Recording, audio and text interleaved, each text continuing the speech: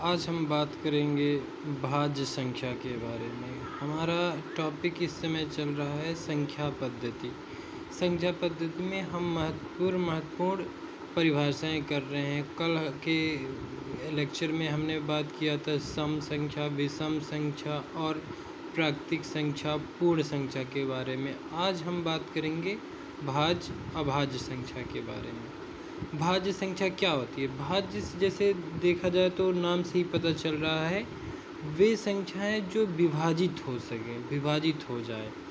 तो डेफिनेशन के हिसाब से क्या है? वे सभी प्राकृतिक संख्याएं जो एक और सम के अलावा किसी भी दूसरी संख्या से विभाजित हो, भाज्य संख्या कहलाती है।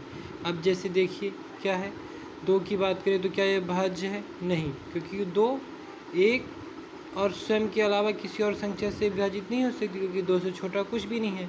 अब हम बात करते हैं जैसे एग्जाम्पल 4 की। ठीक, अब 4 के बारे में बात करें तो किससे किससे विभाजित होती है? ये 1 से विभाजित हो जाती है, ठीक है, और 2 से विभाजित हो जाती है, और 4 से भी, खुद से। तो अपना डेफिनेशन क्या था? एक और स्वयं के अलावा किसी भी दूसरी संख्या से विभाजित हो।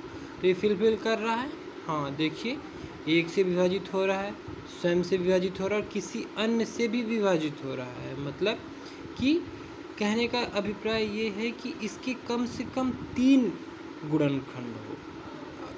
जैसे 1 है एक गुणनखंड, 2 है एक 4 है, ठीक है। तो ये हुआ कि वे सभी प्राकृतिक संख्याएं जो एक और खुद के अलावा किसी और से विभाजित हो, भाज्य कहलाती है। और एग्जाम्पल देखें तो जैसे 36 किससे किससे विभाजित होता है? 1 से होता है, 2 से होता है, 3 से होता है, ठीक, 4 से भी होता है, 5 से नहीं होता, 6 से होता है, 7 से नहीं होता, 8 से नहीं होता, 9 से होता है, 10 से नहीं होता है, 11 से नहीं होता, 12 से होता है, ठीक। उसके बाद 18 से होता है, और स्वयं से। तो इसके देखिए बहुत सारे गुणनखंड हैं। तो ये हुआ भाज्य, ठीक। और सिंपल सा ये भी समझ सकते हैं कि जिनके 3 या 3 से ज़्यादा गुणनखंड हो, ठीक, वो क्या होगा? भाज्य, ठीक है। भाज्य संख्या क्लियर हुआ आपका। अब हम बात करेंगे अभाज्य संख्या के बारे में। अभाज्य संख्या क्या होती है? इसे देखते हैं। अभाज्य संख्या नाम से ही पता चलता है, वो संख्या जो विभाजित ना हो जाए, विभाजित ना हो सकें। अब विभाजित ना हो सके इससे क्या मतलब है कि देखिए, एक की जब बात की जाती है तो एक तो सभी संख्याओं से विभाजित कर सकता है, एक तो हर संख्या को विभाजित कर सकता है, ठीक। और स्वयं, हर संख्या स्वयं से तो विभाजित होगी, ठीक। तो अभाज्य का मतलब है कि विभाजित ना हो, किन से? एक और स्वयं के अतिरिक्त किसी भी संख्या से पूर्णतः विभाजित ना हो, और जैसे अब अगर विभाजित करें तो दशमलव में आए, तो वो क्या होते हैं? अभाज्य संख्या। हम परिभाषा देखते हैं क्या है? वे सभी प्राकृतिक संख्याएं जो एक और स्वयं के अतिरिक्त किसी भी दूसरी संख्या से पूर्णतया विभाजित ना हो, अभाज्य संख्या कहलाती है।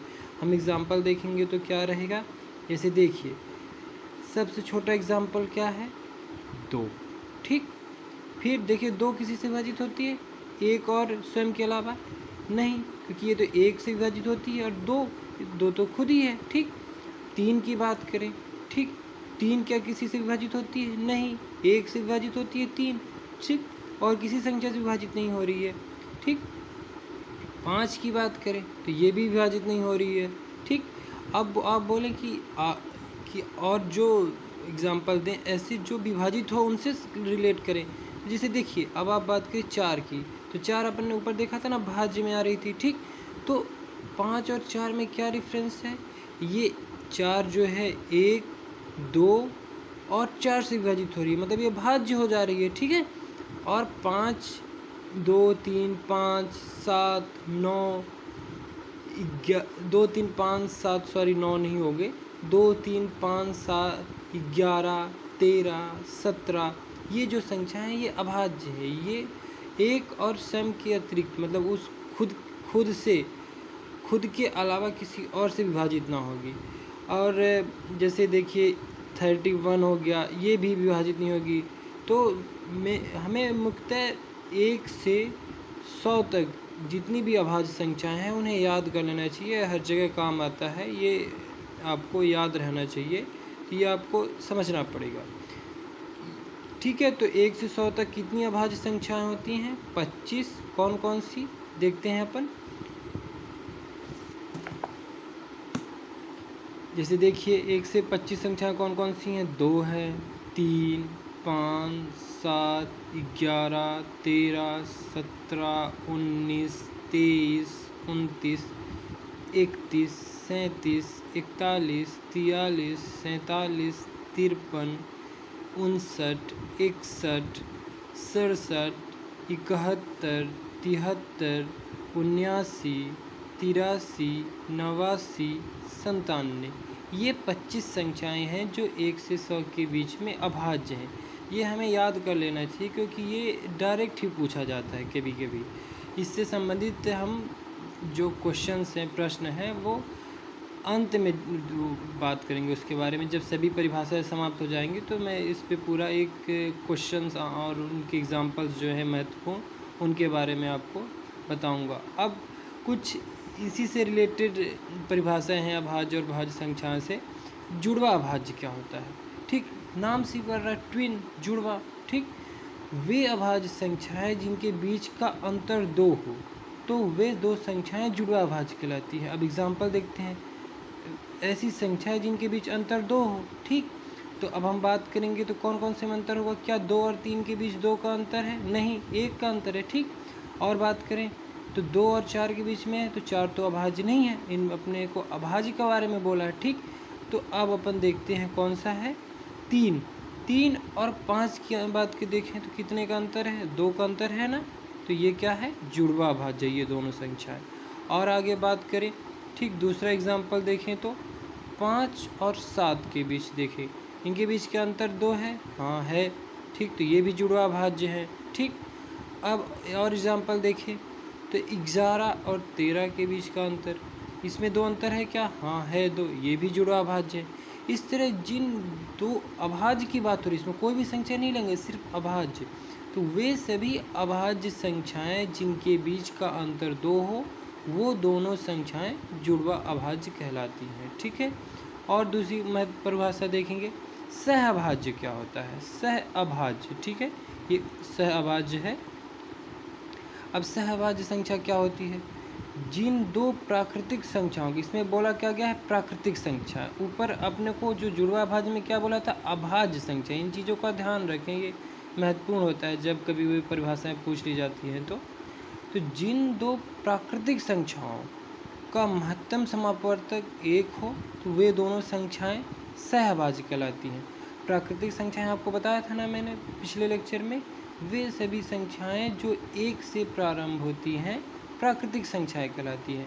अब सहअभाज्य अपने को निकालना है। ठीक है, तो जिन 2 प्राकृतिक संख्याओं का महत्तम समापवर्तक 1 हो, तो वे दोनों संख्याएं सहअभाज्य कहलाती हैं। अब महत्तम समापवर्तक क्या होता है? महत्तम समापवर्तक का मैं अलग से लूँगा लेक्चर, अभी हम इतना समझ लेते हैं कि जो 2 संख्याएं हैं वो आपस में किसी अन्य संख्या से विभाजित ना हो। जैसे देखिए 3 और 4, ठीक, ये प्राकृतिक संख्याएं हैं ना। ठीक, क्योंकि ये 1 से प्रारंभ होने में आ रही है 3, 4। अब इनका महत्तम समापवर्तक क्या है? 1, क्योंकि ये 3 जो है स्वयं और 1 से विभाजित होती है, और 4 जो है स्वयं और 1 से विभाजित होता है। कहने का मतलब कि वे संख्याएं, वे प्राकृतिक संख्याएं जिनका महत्तम समापवर्तक 1 हो, सहअभाज्य कहलाती है। तो जो भी क्रमागत संख्याएं होंगी वो हमेशा सहअभाज्य होंगी। जैसे देखिए 2, 3, ठीक, 5, 6, ये सभी सहअभाज्य क्योंकि इनका देखिए इनका महत्तम समापवर्तक हमेशा 1 आएगा। ठीक, 5, 6, 7, 8, ठीक, और ऐसा नहीं है कि सिर्फ क्रमागत ही सहअभाज्य होंगी, और भी संख्या हो सकती हैं। 2 अभाज्य संख्याएं हमेशा सहअभाज्य होंगी। जैसे देखिए 5, 7, इनका महत्तम समापवर्तक 1 ही होगा। ठीक, और 11, 13 ये इनका भी महत्तम समापवर्तक एक ही होगा। ठीक, महत्तम समापवर्तक एक ही होगा इनका भी। ठीक, समापवर्तक एक होगा। ठीक, वे सभी संख्याएं इस तरह अपन देख सकते हैं कि क्रमागत सहभाज्य होती हैं, दो अभाज्य संख्याएं हमेशा सहभाज्य होती हैं। ठीक है, आज के लेक्चर में हम इतना ही बात करेंगे और आगे के लेक्चर में हम बात करेंगे परिमेय संख्याएं क्या होती हैं, अपरिमेय संख्याएं क्या होती हैं और पूर्णांक संख्याएं क्या होती हैं। ठीक है, आज के लिए इतना ही, धन्यवाद।